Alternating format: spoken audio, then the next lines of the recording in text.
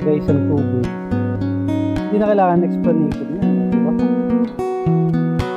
Kita ilalim. Hindi na kailangan explain pa yan.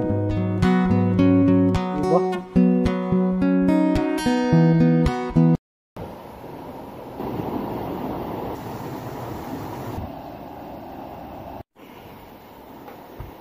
Ayun. Ayos ah.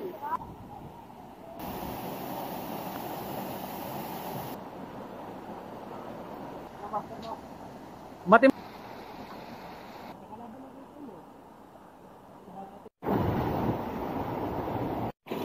Ang lamig guys, ang lamig.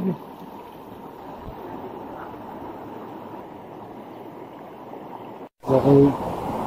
Kita pa ako oh.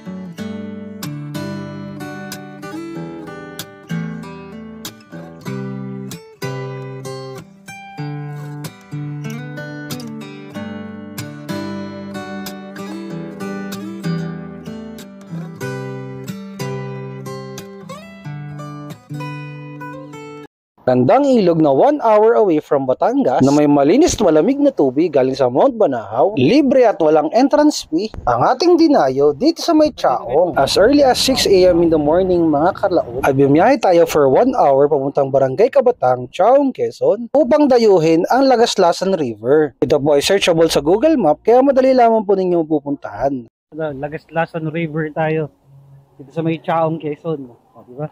Napaka-county lang guys. Tapos yun na, bumaba na, diba?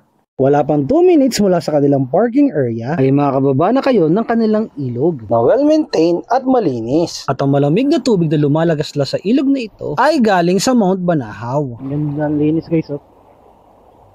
Guys, wala siyang maitim kasi malumot pero malinis guys ang tubig eh.